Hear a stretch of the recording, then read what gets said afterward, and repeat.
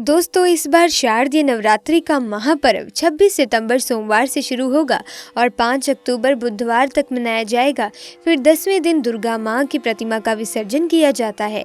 सर्व सुख प्रदान करने वाली और सभी कष्टों को दूर करने वाली माँ आदि शक्ति दुर्गा को समर्पित नवरात्रि के इस पावन पर्व पर बन रहे हैं दिव्य और दुर्लभ संयोग। बस 2 लौंग और कपूर बनाएंगे, सारे बिगड़े काम, हर कष्ट दूर करेंगी माता रानी। पूरी साल खींचा चलाएगा पैसा, नहीं होगी कभी अन्न धन की कमी।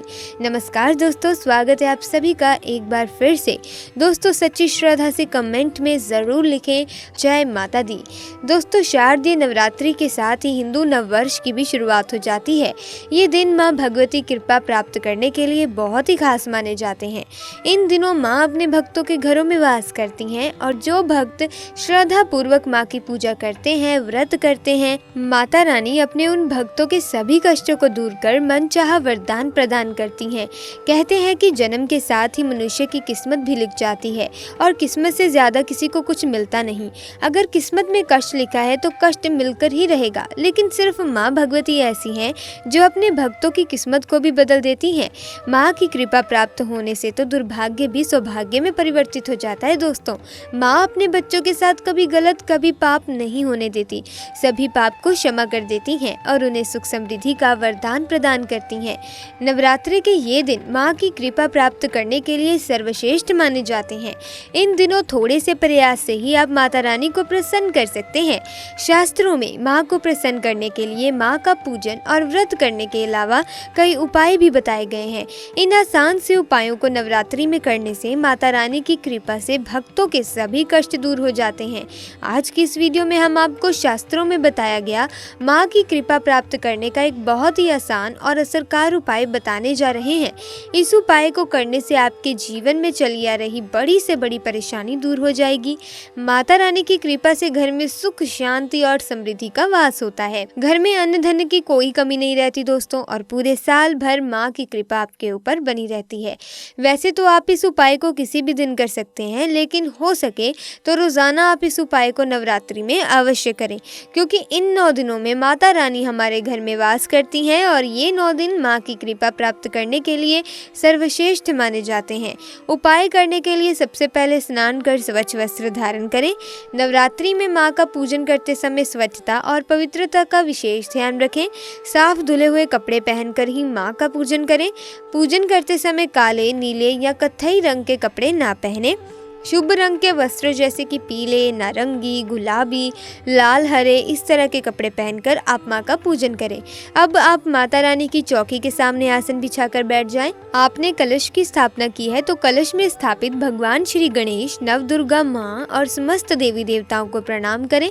अगर आपने अखंड जोत जलाई है तो आप सबसे पहले एक दीपक कलश के सामने जलाएं और एक सुगंधित धूप बत्ती भी जलाएं। अब कलश पर कुमकुम से तिलक करें और किसी फल मिष्ठान को आप कलश में स्थापित सभी देवी देवताओं को भोग लगाएं। कलश का पूजन करने के पश्चात अब आप माता रानी के सामने एक दिया जलाएं और एक सुगंधित धूप बत्ती जलाएं। माँ को तिलक कर माँ को भी फल मिष्ठान का भोग लगाएं। दोस्तों, नवरात्रि में आपको माता रानी को भोग अवश्य ही लगाना है। फल मिष्ठान ना हो तो आप शक्कर का भोग लगाएं, पर भोग अवश्य लगाएं। अब आप एक प्लेट ले लें और प्लेट में खाली दीपक रखें। आप पीतल का या मिट्टी का कैसा भी दिया रख सकते हैं। अब आप एक कपूर का टुकड़ा लें और इसे शुद्ध घी में डुबोएं और इस दीपक में रख लें और फिर इस कपूर को जलाएं। इसके बाद आप 2 साबुत फूल वाली लौंग लें। ध्यान रखें दोस्तों, लौंग में फूल होना चाहिए। आपको 2 साबुत फूल वाली लौंग लेनी है और इनको भी आपको घी में डुबोना है। घी में डुबोने के बाद इस लौंग को आप जलते हुए कपूर पर रख दें और फिर इस कपूर और लौंग की चलती हुई लौ से आप माँ की आरती उतारें। दोस्तों, आप सबसे पहले माँ शैलपुत्री की आरती उतारें। जय माँ शैलपुत्री, जय माँ शैलपुत्री कहते हुए आपको माता रानी की 2 बार आरती उतारनी है। फिर आपको जय माँ ब्रह्मचारिणी, जय माँ ब्रह्मचारिणी कहते हुए माँ ब्रह्मचारिणी की 2 बार आरती उतारनी है। अब आपको जय माँ चंद्रघंटा, जय माँ चंद्रघंटा कहते हुए 2 बार माँ चंद्रघंटा की आरती उतारें।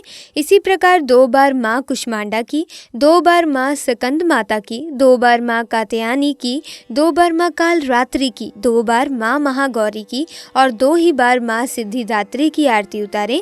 इसी तरह आप 9 नव दुर्गा माँ की आरती उतारें। आरती उतारकर आप इस प्लेट को माता रानी के सामने रख दें।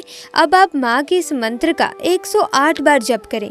मंत्र है ओम हेम ह्रीम कलीम चामुंडाय विच्चे। इस मंत्र का जाप करने से नव दुर्गा माँ का पूजन होता है। दोस्तों, इस मंत्र का जाप कर आप माता रानी को प्रणाम करें और आपके जीवन में जितने भी कष्ट, जो भी समस्या परेशानी चल रही है, वे सब माँ के सामने रखें और माँ से सभी कष्टों को दूर करने की प्रार्थना करें। अपनी कृपा बनाए रखने की प्रार्थना करें।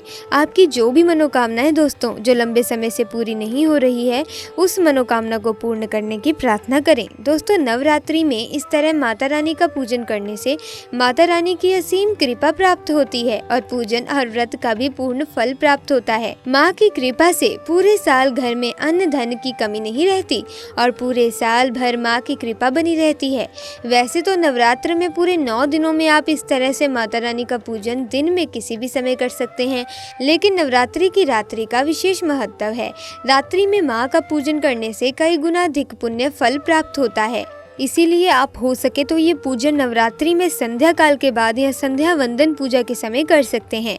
नवरात्रि में व्रत रखने का विशेष महत्व होता है दोस्तों, लेकिन कुछ लोग स्वास्थ्य संबंधी समस्याओं की वजह से, कुछ लोग अपने बिजी शेड्यूल की वजह से ये शुभ अवसर प्राप्त नहीं कर पाते और घट की स्थापना नहीं कर पाते। तो दोस्तों, आप इस तरीके से माँ का पूजन करके भी बिना व्रत रखे, बिना घट स्थापना किए हुए माता रानी की कृपा पा सकते हैं। ये माँ की कृपा प्राप्त करने का सबसे आसान उपाय है। इस उपाय को करने से पूरे साल भर माता रानी की कृपा बनी रहती है और जिन पर माता रानी की कृपा होती है उन्हें कोई भी कष्ट नहीं सताता, उनका दुर्भाग्य भी सौभाग्य में परिवर्तित हो जाता है। दोस्तों, माँ का पूजन करने के साथ ही नवरात्रि में आपको कुछ बातों का विशेष ध्यान रखना है। नवरात्रि में खान पान का विशेष तौर पर ध्यान रखें। आप माँ के भक्त हैं दोस्तों और आपने घट स्थापना नहीं की है या व्रत भी नहीं रखा है दोस्तों, तब भी आपको नवरात्रि के दौरान शराब और मांसाहार से विशेष तौर पर दूर रहना है। आपको नवरात्र के दौरान अंडे का या प्याज लहसुन का भी सेवन नहीं करना चाहिए। इसके साथ ही आपको अपने मन पर भी संयम रखना है। नवरात्रि के दौरान भूल कर भी किसी से लड़ाई झगड़ा ना करें, क्रोध ना करें, गाली गलौज ना करें, किसी को आप शब्द ना बोलें, कोई ऐसी बात ना कहें जिससे किसी का दिल दुखे। नवरात्रि में रोजाना माँ के मंदिर जाकर या फिर अपने घर में ही मंदिर के सामने बैठकर घंटों पूजन करना जरूरी नहीं है। माता के लिए सबसे जरूरी होता है अपने बच्चों का मन। आप अपने मन को नवरात्रि के दौरान निर्मल रखें। आप अपने मन से माँ का स्मरण करते रहें। आप किसी का दिल ना दुखाएं। साथ ही दोस्तों, आप अपनी माँ का, अपनी मम्मी का अच्छे प्रकार से ख्याल रखें। अपनी मम्मी की सेवा करें, कन्याओं का सम्मान करें, हो सके तो कन्याओं को कुछ उपहार भी अवश्य दें, ज़रूरतमंदों की मदद करें, अपने व्यवहार को अच्छा रखें। नवरात्रि व्रत केवल अन्न छोड़ना ही नहीं, आप व्रत ना रख सके तो भी आप इस नवरात्रि में अपनी कुछ गलत आदतों को माँ के चरणों में समर्पित कर उन्हें छोड़ने का प्रण लें। यही माँ की सच्ची भक्ति है। ऐसे भक्तों पर माँ की कृपा सदैव बनी रहती है। इसीलिए आप अपनी बुराइयों को अपने से दूर करें और माँ की शरण में जाएं। अगर आप नवरात्रि के दौरान इस तरह अपने व्यवहार को संयमित रखेंगे, अपने आचरण को सुधारेंगे, गलत आदतों को खुद से दूर करेंगे, तो आप पर माँ की कृपा सदैव बनी रहेगी। तो दोस्तों, ये थी आज की वीडियो। अगर वीडियो पसंद आई तो वीडियो को लाइक और शेयर करें, चैनल को सब्सक्राइब करें ताकि आपको ऐसी ज्ञानवर्धक वीडियोस की अपडेट मिलती रहे। आपका बहुत बहुत धन्यवाद दोस्तों।